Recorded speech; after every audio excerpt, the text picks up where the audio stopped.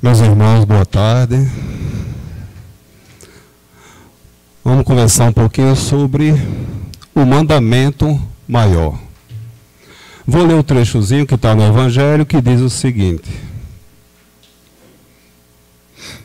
Mas os fariseus, tendo sabido que ele tapara a boca aos saduceus, se reuniram, e um deles, que era doutor da lei, foi propor-lhe essa questão para o tentar. Mestre, qual é o grande mandamento da lei? Jesus lhe respondeu: Amarás o Senhor teu Deus de todo o coração, de toda a tua alma, de todo o teu espírito.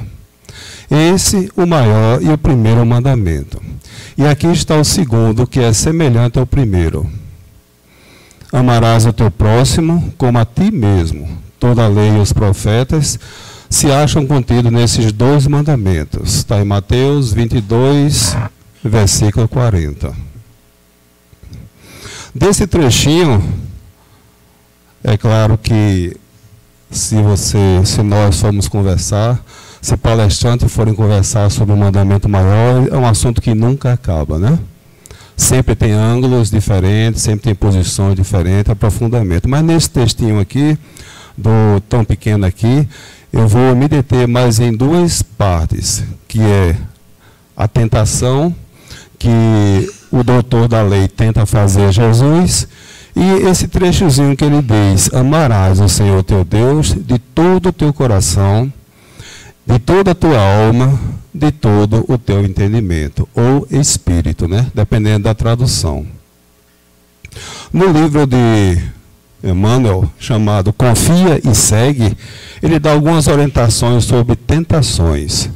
Ele fala: somos tentados pelas forças exteriores da vida, segundo as nossas necessidades de purificação interna. Somos tentados pelas forças exteriores da vida, segundo nossa necessidade de purificação. O que significa isso? Tentar para purificar, né? Nós viemos a várias reencarnações aprendendo, nos modificando e nos esforçando para melhorar, porque o objetivo é nós sermos espíritos perfeitos, puros. Esse é o objetivo, vamos chegar. Não há a menor dúvida sobre isso. Uns mais rápidos, outros mais devagar, dependendo da vontade de ir mais rápido ou mais devagar de cada um.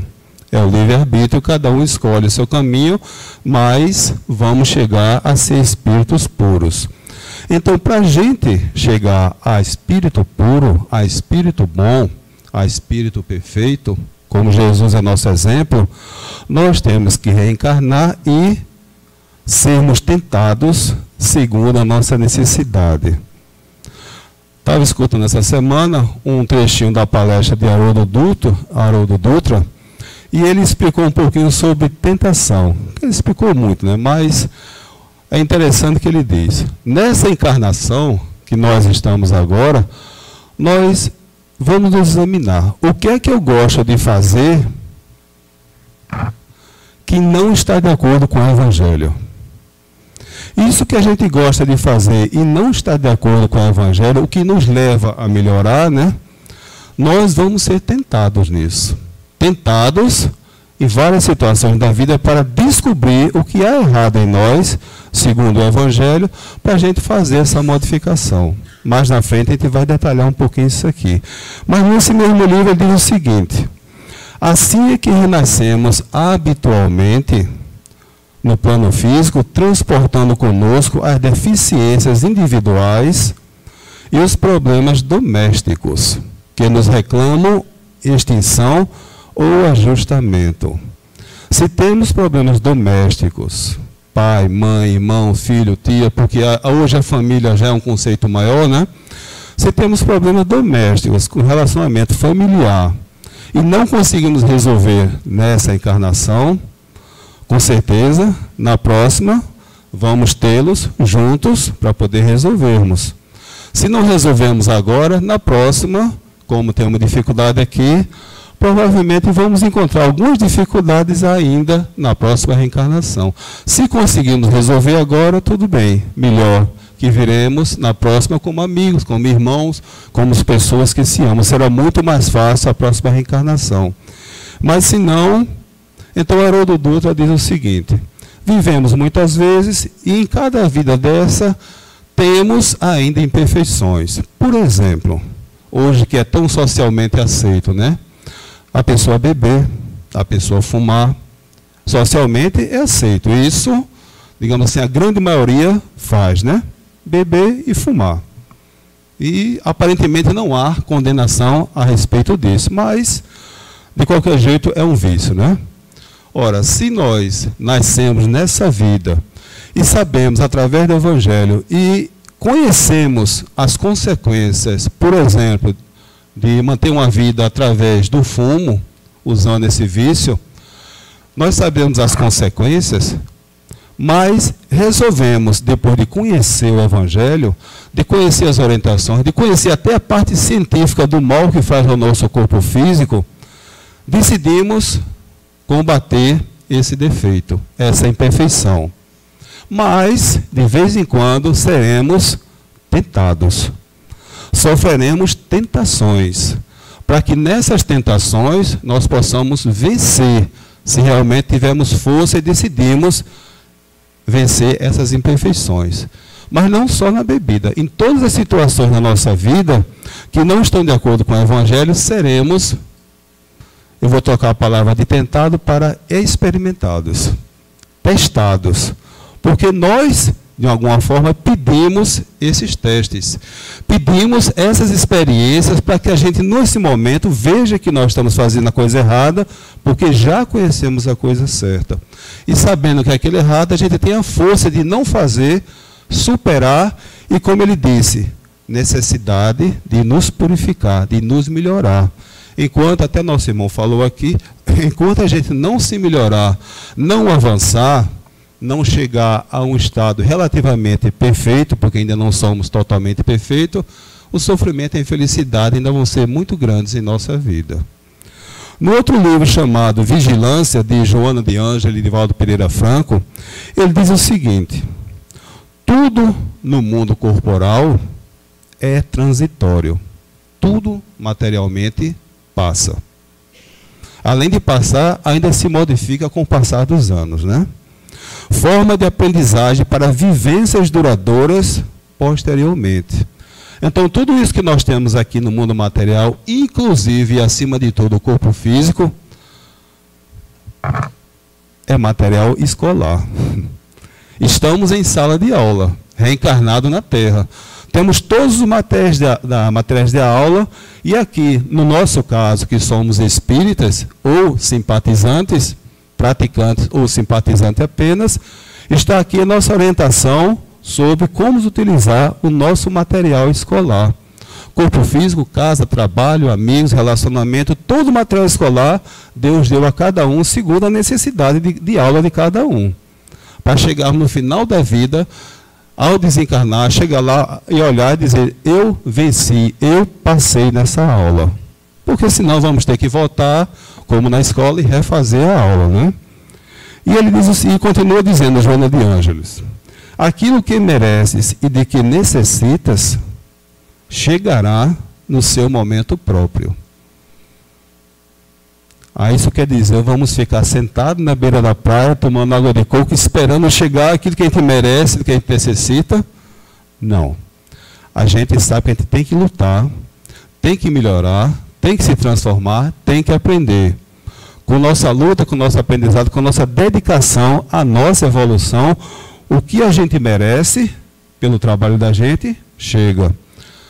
Aquilo que a gente necessita para realizar nosso trabalho, também chega. Aquelas necessidades físicas, talvez dores morais, dores físicas, derivadas de causas passadas, também vão chegar.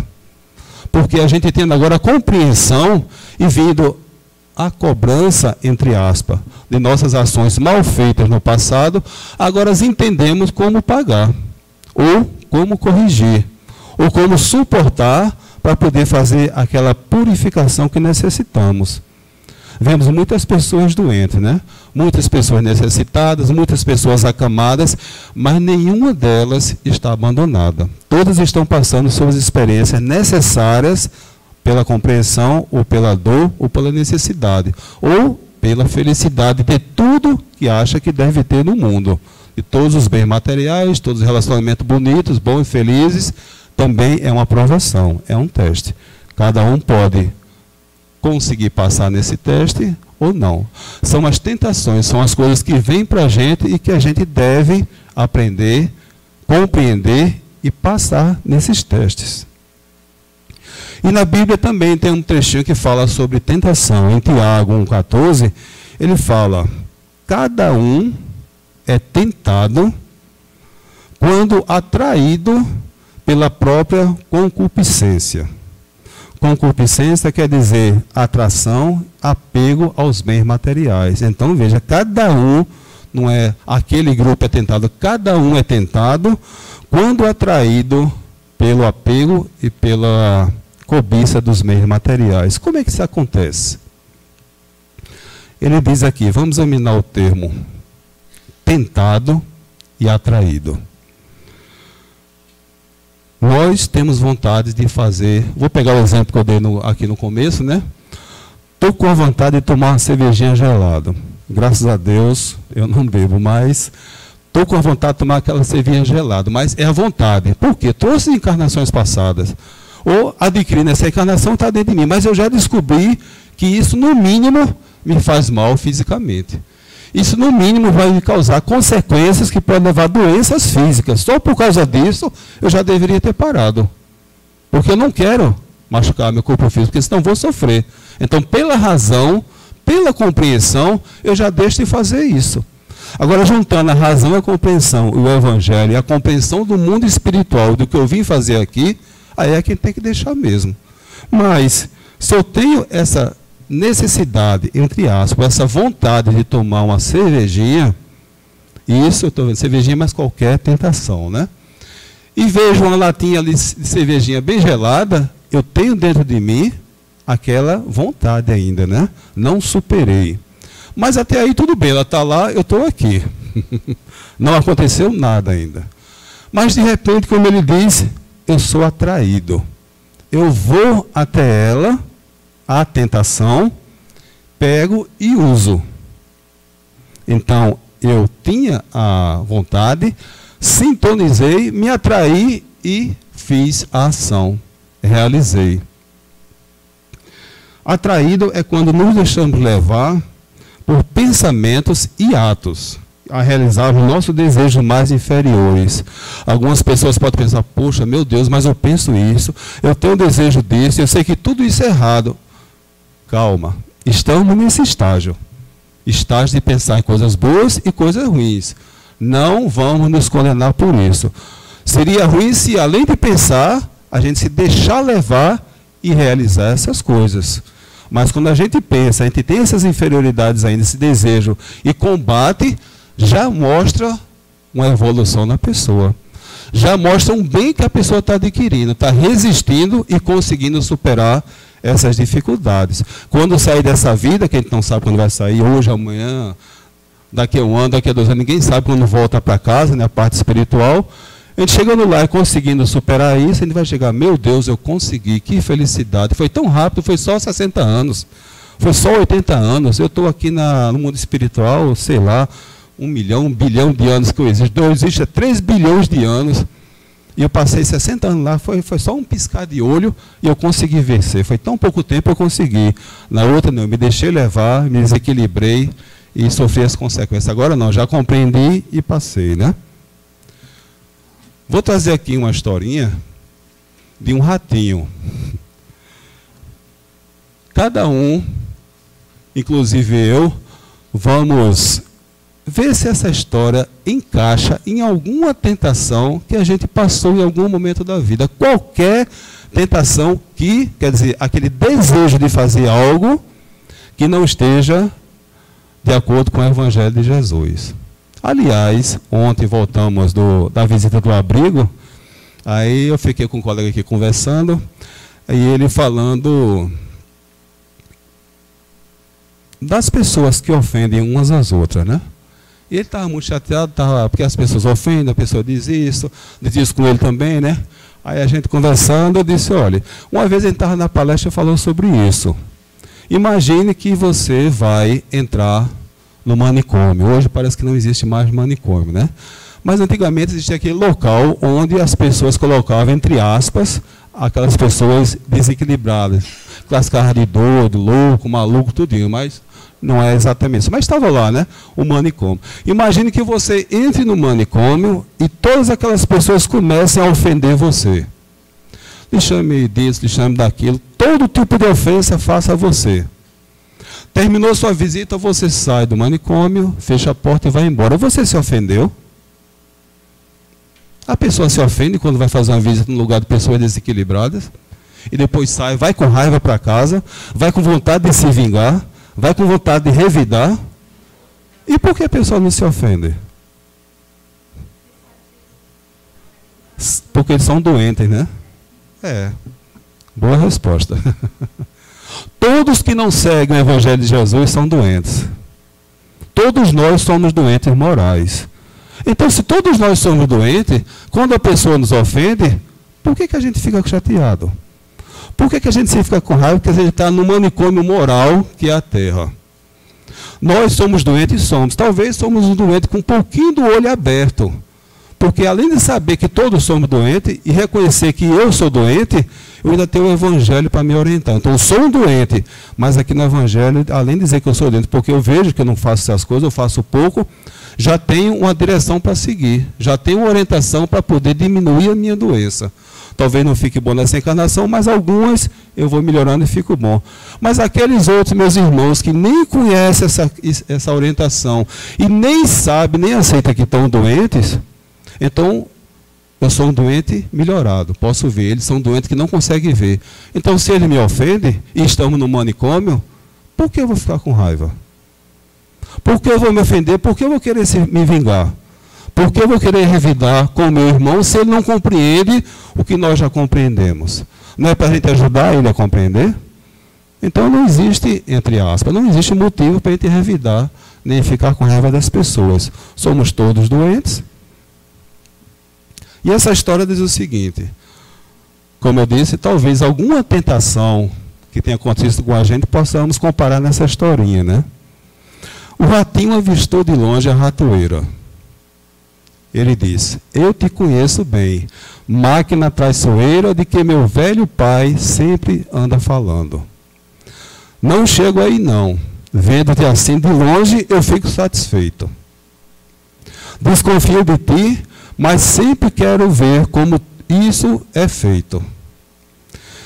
E como julga ser o rato mais esperto, vai chegando, até ficar bem perto.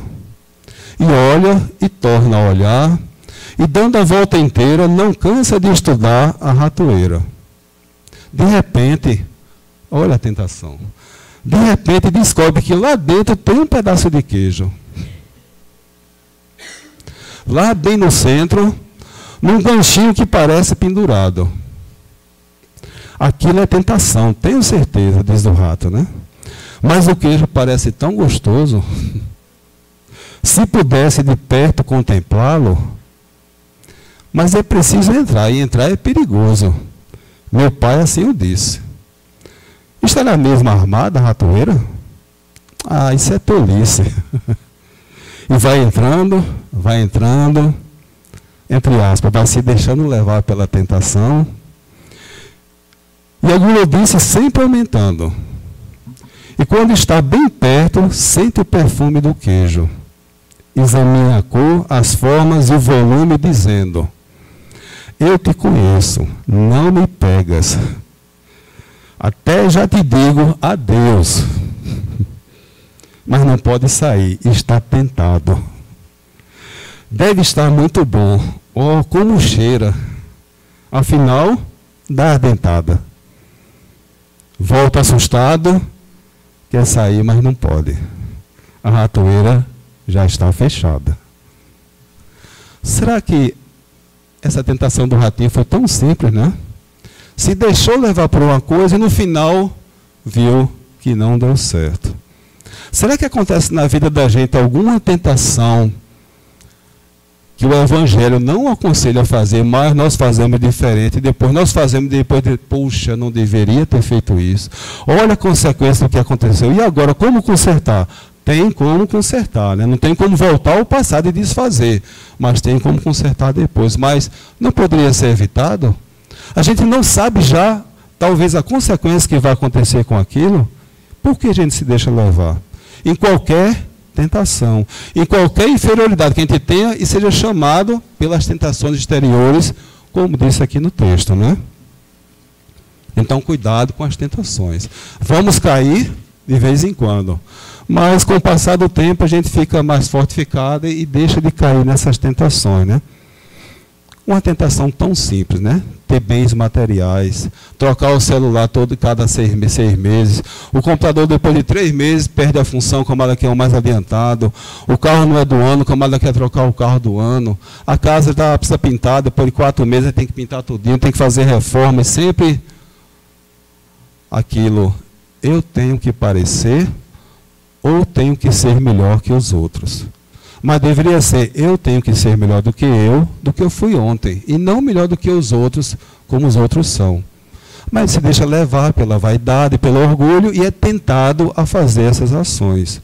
As consequências a gente conhece, né? Dor, sofrimento, tristeza, recuperação. Mas no trechinho ele fala de um fariseu. Que o fariseu tentar fazer a tentação a Jesus, né? Mas o doutor da lei, como ele diz, veja o nome, doutor da lei. Ele era um conhecedor das leis de Moisés. A lei de Moisés, além dos 10 mandamentos, tem mais 613 mandamentos, que é a parte da lei civil.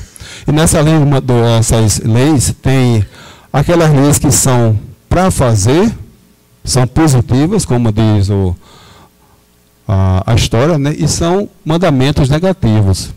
E desses mandamentos positivos e mandamentos negativos, tem alguns que são, por exemplo, acender a vela no altar, limpar as mãos antes de comer. Então, com esses mandamentos, que eu tenho certeza que no começo tinham orientações evangélicas, orientações morais, mas só que com o passar do tempo nós vamos transformando aquela coisa moral em coisa material, em coisa ritual, né? E aí, considerava os fariseus como as pessoas que eram aquelas pessoas de coisas exteriores. Eram pessoas que faziam para as outras verem e considerarem ele como fosse uma pessoa boa, mas era só para fora, né? Mas ele sabia, era uma pessoa inteligente e estava tentando a Jesus para poder Jesus cair na tentação e poder com isso causar algum mal a Jesus. A inteligência e a moral nunca andam junto, dificilmente acontece. Só quando o espírito é bem superior. Porque moral quer dizer você distinguir o que é bom e o que é mal. Mas para você distinguir o que é bom do que é mal, você tem que ter inteligência, tem que ter razão. Então a razão, a inteligência vem antes de você definir o que é bom e o que é mal. Então, desenvolvendo a inteligência, você descobre o que é bom e o que é mal. Então você passa a um comportamento moral, e no nosso caso aqui, o moral evangélico, seguindo as orientações de Jesus, né? Então a gente pode distinguir 3 situações nos colocarmos, né? É o conhecimento, que vem quando a gente desenvolve a inteligência, a gente tem conhecimento, mas tendo conhecimento podemos ser bons ou maus. Veja tantas pessoas com tanta inteligência no mundo, e pessoas que levam para a discórdia, para a guerra, para sofrimento, né? A gente também tem a situação da moral, que é descobrir o que é bom e mal, e ter o livre-arbítrio para escolher que caminho seguir, fazer as coisas boas ou as coisas más. E nós, espíritas, já sabemos que as coisas boas têm consequências boas, as coisas más têm consequências más. Sabemos disso. Livre-arbítrio. E tem outra situação, que é a situação chamada de sabedoria. Sabedoria quer dizer usar o que a gente conhece da forma correta, da forma melhor. Então nós, em alguma forma, de algum nível, somos sábios. Porque conhecendo o Evangelho, a gente aplica o Evangelho no nosso dia a dia, em qualquer lugar. E aplicando, ele vai dizer, não, aqui eu não posso fazer isso, vou fazer aquilo. Então começamos a ser um pouco sábios quando aplicamos o que conhecemos. Mas o doutor da lei, ele também mostra um pouco de maldade, porque ele quer tentar Jesus para que Jesus caia e seja condenado ou criticado por alguma coisa, né? Deus, quando criou a gente, não criou o mal. Criou a gente ignorante. Ignorante no sentido de falta de conhecimento, não tendo conhecimento. E vamos evoluindo e vamos tendo conhecimento. O mal, fomos nós que escolhemos fazer. O mal é livre-arbítrio, é decisão de cada um. O bem é o estado natural do espírito. É tão natural o bem para o espírito, que quando nós formos bons, muito bons, seremos perfeitos. Então, como Deus criou nós, espíritos, para sermos perfeitos, então, o bem é o estado natural da perfeição. Como a saúde é o estado natural do corpo físico. Por que não temos saúde? Porque, de alguma forma, destruímos o nosso corpo físico. Dormindo mal, comendo mal, bebendo o que não devemos, e entre outras coisas, né? Mas o estado natural do corpo físico é a saúde. O estado natural do espírito é o bem. No livro Pão Nosso, ele diz o seguinte, tem um item chamado É para isto. Não é por acaso que estamos aqui. Nada acontece ao acaso. Estamos aqui, uma semana, duas, um ano, vários anos, aprendendo sobre o Evangelho, sobre o Espiritismo. Como nossos irmãos estão em outras religiões, Evangelho, Católico, todas as outras, aprendendo também o que fazer, como aplicar o Evangelho. Então, nós que estamos aqui, não é por acaso, e nesse trechozinho do Pão Nosso, ele diz o seguinte, o texto se chama É para isto, não retribuindo mal por mal, nem injúria por injúria, antes, pelo contrário, bem dizendo, sabendo que para isso fostes chamados. Nós estamos sendo chamados para modificar nós e modificar a todos que encontramos em nossa vida. Esse conhecimento que temos não é por acaso. Não é para a gente chegar, conhecer e de repente ir lá viver a vida como se aqui fosse uma coisa e lá fora fosse outra separada. Não. Aqui a gente aprende e pratica no nosso dia a dia. Nós estamos sendo chamados para realizar o bem. Cada um no seu nível de capacidade. Cada um no seu nível de abrangência. Na família, com o irmão, na irmã, no trabalho, na sociedade. Cada um tem uma missão. Embora cada um não possa nem perceber essa missão. Mas com o conhecimento que a gente tem que fazer modificações. E mesmo entre espíritas, mesmo entre religiosos de qualquer denominação, tem sempre aqueles que preferem criticar do que trabalhar. Criticam mais do que trabalham mais, do que trabalham, né? Em todos os locais tem isso. E nós perdemos a oportunidade de realizar esse trabalho. Eu gosto sempre de me lembrar de uma situação que aconteceu que uma pessoa teve o carro batido, foi à oficina, o mecânico fez um serviço tão mal feito que o dono do carro ficou 2 anos com raiva da pessoa, do mecânico. E o mecânico, depois que entregou o carro, não sabia nem lembrar de quem era a pessoa. Então o dono do carro passou 2 anos perdendo tempo, ocupando o seu pensamento, o seu tempo, suas ações com algo que aconteceu há tanto tempo atrás. E a gente não vem aqui para isso. Porque de repente, hoje à noite, Deus vai dizer, está na hora de voltar para casa. E aí? Não, me dê mais uma semana porque eu tenho coisa para fazer. Não, já dei tanto tempo. Amarguras, perseguições, calúnia, brutalidade, desentendimento, tudo isso a gente já conhece. Não esqueças a obrigação de servir com Jesus. É para isso que fomos chamados, diz o Pão Nosso, né? Nós temos esse conhecimento, temos que fazer modificações. Mas nesse texto também ele diz o seguinte, que devemos amar a Deus acima de todas as coisas. Acima. Não é amar a esposa mais do que a Deus, é acima. Não é amar o filho mais do que Deus, é acima. Tudo que nós amamos nesse mundo, Deus está acima. Tem que nos amar a Deus além, acima de tudo. E como é que a gente faz isso? Poxa, então eu não posso amar minha esposa, não posso amar meu marido, meu filho, eu tenho que amar mais a Deus? Como é que a gente pode entender isso? E ele diz, amar a Deus, o amor a Deus deve ser total. Total, sem divisão. E como amar a Deus e esquecer os outros? Aí a gente se engana desse jeito. Porque amar a Deus é amar a todos os outros. Se a gente, como diz no texto, se a gente não ama a quem a gente vê, como é que a gente pode amar a quem a gente não vê? Interessante, né? Aqui, todos nós somos criações de Deus. Toda a criação de Deus deve ser amada. Todos sem exceção. Além das pessoas, as coisas inanimadas, os materiais, tudo isso é material de aula para a gente. A gente deve amar essas coisas porque vieram de Deus para o nosso benefício, para a nossa evolução.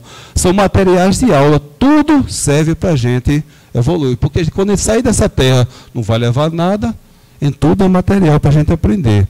E como entender amar a Deus sobre todas as coisas? Tomás de Aquino era um frade italiano, ele morreu em 1274, e ele traz um trechinho, além de outros que tem na doutrina espírita, mas é interessante Tomás de Aquino, eu trouxe essa orientação que ele diz, veja, em 1274. Ele ensina que amar a Deus sobre todas as coisas é amar a Deus como fim último de todas as coisas. Eu amo minha esposa porque eu amo a Deus. Eu amo meu marido porque, acima de tudo, eu amo a Deus. Porque ele ou ela é uma criação de Deus.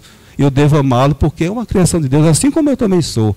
Porque Jesus disse, no segundo mandamento, amar o nosso próximo como a ti mesmo. Veja, como é que eu posso amar o próximo se eu não me amo? Ele disse, veja, amar o próximo como a ti mesmo. Não, ame o próximo primeiro, não. Ame o próximo como a ti mesmo.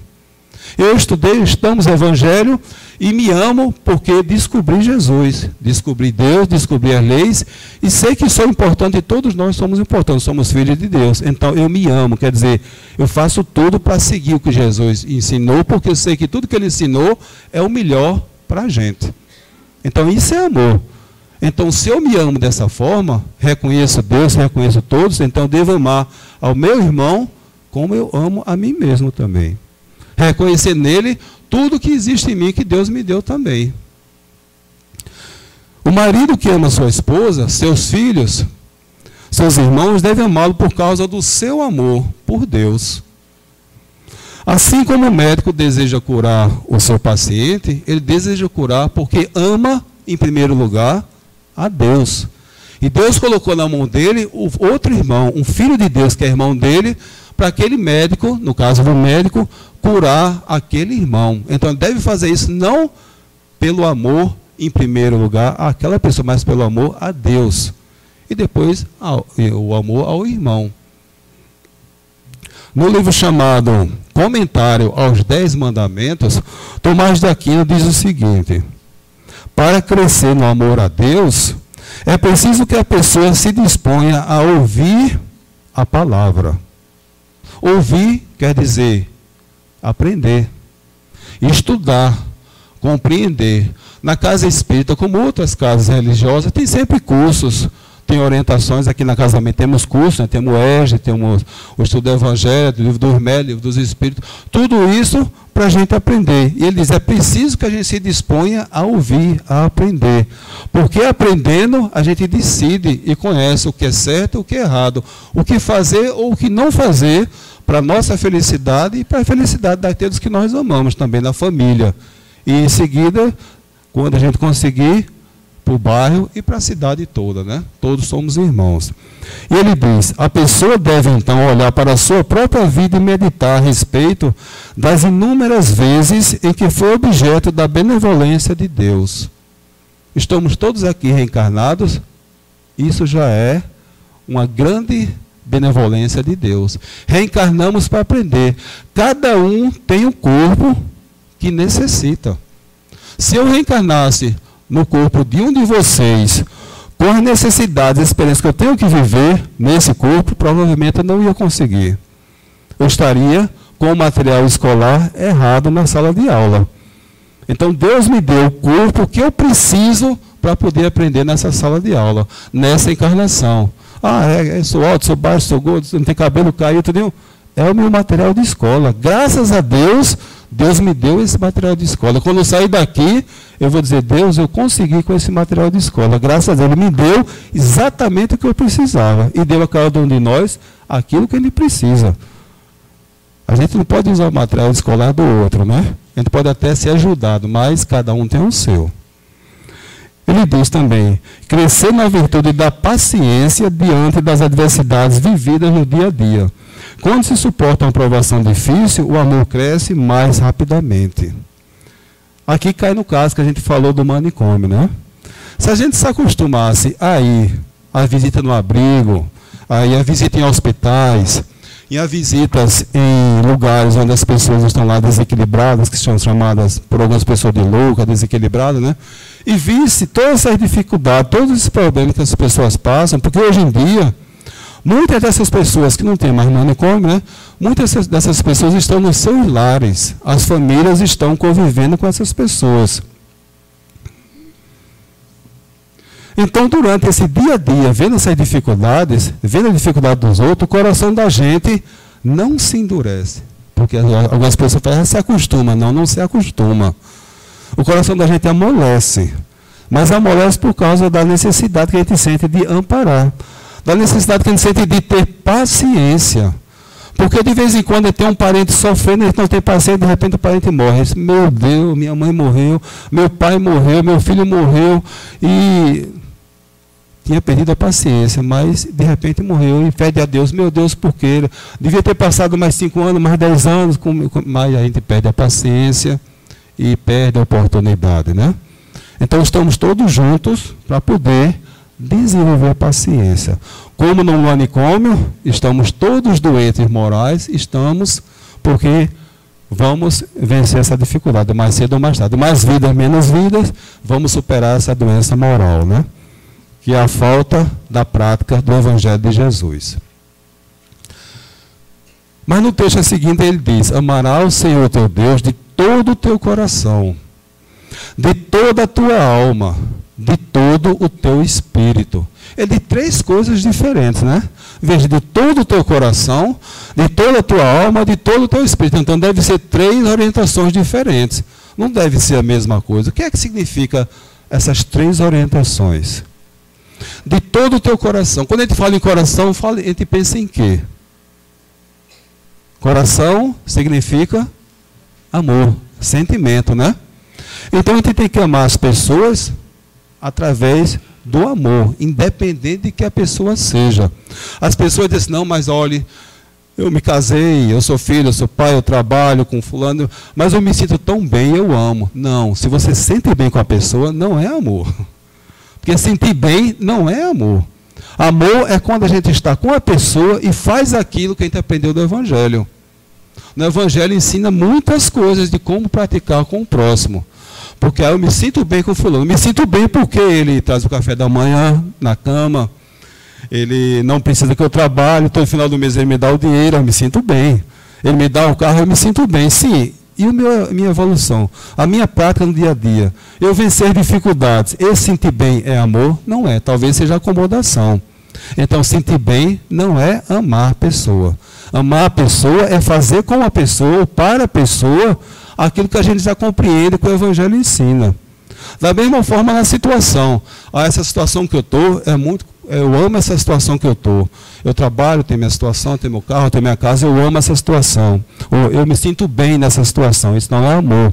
Porque qualquer situação que a gente encontre na vida, para poder a gente dizer que ama essa situação, a gente tem que transformar essa situação na forma em que o Evangelho ensina também.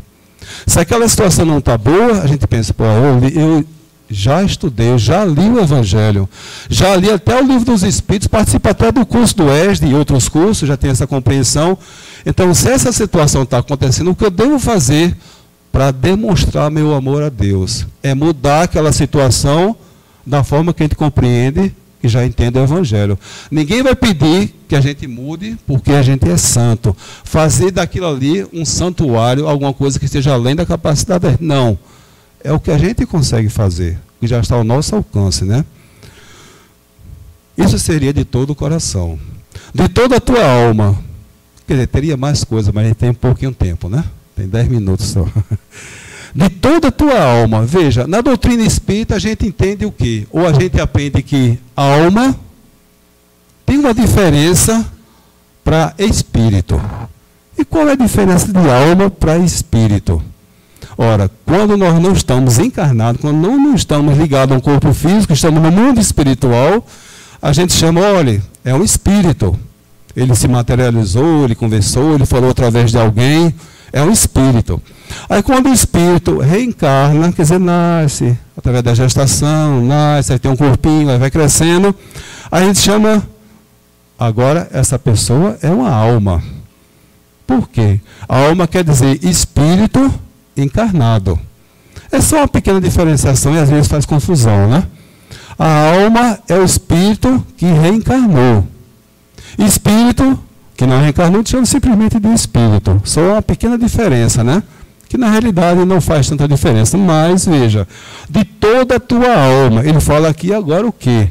Nós, entre pessoas encarnadas. E quando ele se diz amar o outro, ele leva em consideração o quê? Que a gente deve vencer as aparências e os preconceitos. Ora, eu olhei a pessoa está com o cabelo desse lado, já não gostei da pessoa. E eu gostei daquela pessoa está com o vestido lá embaixo, não gostei, eu gosto quando o vestido está aqui em cima. Não, ele está assim, é mais magro, é mais gordo, não gostei. Que veja a palavra, pré-conceito.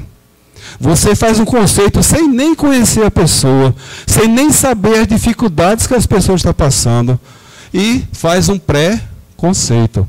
Não seria melhor conversar com a pessoa primeiro, saber o que ela passa, saber as necessidades, saber as alegrias, tudinho, para depois, agora eu vou fazer um conceito, e não um preconceito.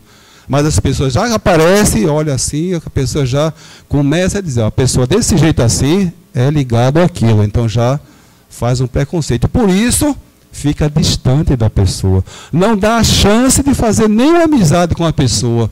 Como é que nós vamos amar o próximo se a gente já faz um preconceito de que distancia a gente um do outro?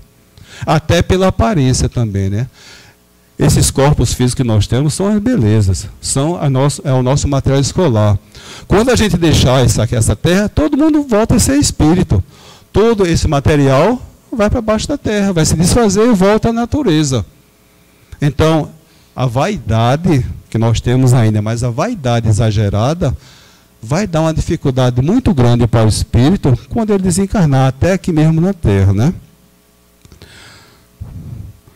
E outra orientação que ele diz: amar o Senhor teu Deus de todo o teu coração, de toda a tua alma, de todo o teu espírito. Em algumas traduções ele fala entendimento.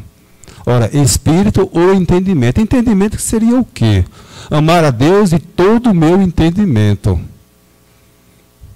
Nós vamos supor que a gente nunca viu nada de religião, nunca ouviu falar sobre Deus nem Jesus, e se comporta de uma forma na vida, no relacionamento, em casa, com pai, mãe, filho, tem um tipo de comportamento. De repente a gente tem a oportunidade de vir a Uniluz.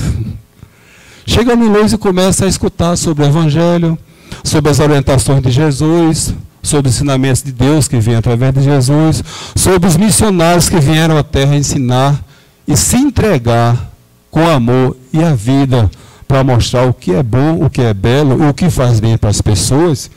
A gente começa a entender, aí de repente faz, eu quero estudar, eu quero entender melhor, aí se liga a um grupo de estudo. Se liga a outro grupo de estudo, né? Compra livro, ou adquire, ou pede emprestado, ou ganha, e vai estudar em casa. E a mente começa a abrir, a compreender por que estamos na Terra, por que vivemos essas situações que acontecem no dia a dia da gente. A gente começa a entender e começa a ver que nada que acontece é por acaso. Tudo está sob a direção de Jesus. Todos passam a experiência que é necessária.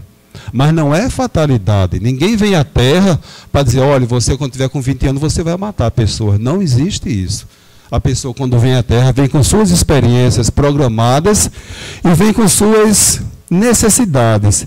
E as pessoas são tentadas, como eu disse no começo, são tentadas, são levadas a esses lugares que a pessoa ainda tem aquilo que quer, que deseja modificar, mas para modificar tem que ser colocado à prova. Tem que ser colocado diante daquela situação para a pessoa dizer, não, eu passei por essa situação, não vou passar mais. Quando aparecer, eu vou fazer de forma diferente. Então, é o entendimento. Ninguém vai pedir a gente que a gente faça uma coisa que não esteja à nossa altura da capacidade de inteligência, nem de moral, nem de sentimental. Mas o que a gente já consegue fazer, o que a gente já compreende, devemos fazer. Lembram do texto que tem no Evangelho? A quem muito é dado, não é uma ameaça. A quem muito é dado, muito será cobrado. Quer dizer, a quem muito é dado, muita oportunidade é dada para se corrigir, para se elevar, para chegar numa situação melhor. Quem é que não quer sair dessa vida aqui? Porque vamos sair, né? Eu acho que tem pessoa que não quer sair da vida, né? Quer viver aí uns 200, 300 anos. Mas vamos ter que sair, graças a Deus, porque senão a gente continuava aqui repetindo coisas, e a gente volta para o mundo espiritual, compreende melhor, volta para cá, faz melhor, vai para lá, vai e volta, até um dia não necessitar mais, porque já chegaremos no estágio que não precisaremos mais reencarnar aqui na Terra. Já vamos aprender tudo que tem aqui, já vamos desenvolver nossa parte moral, que a Terra comporta, e aí vamos ter a oportunidade de passar para um mundo melhor. Ou não. Ou aquelas pessoas que se sentiram tão melhor, se evoluíram tanto, vão dizer, não, eu não quero ir para o mundo melhor. Eu quero voltar para a Terra e ajudar meus irmãos. A dar o exemplo, a ensinar, a compreender, a lutar com eles, porque tem pessoas que eu amo, e são os filhos de Deus, como eu sou, e eu amo a todos eles. Então, quero continuar aqui e ajudar na modificação da Terra. Aí eu volto àquela frasezinha que disse aqui, que Jesus disse, né? É para isso que fomos chamados. Então, nós estamos aqui, somos chamados, fomos e continuamos sendo chamados para modificar para melhor. Quando chegarmos no mundo espiritual, vamos ter que nos apresentar a nossa consciência para saber se agimos certo ou não, se cumprimos aquilo que já compreendemos, né? Com certeza sim, né? Todos nós nos esforçamos. Que Deus abençoe a todos.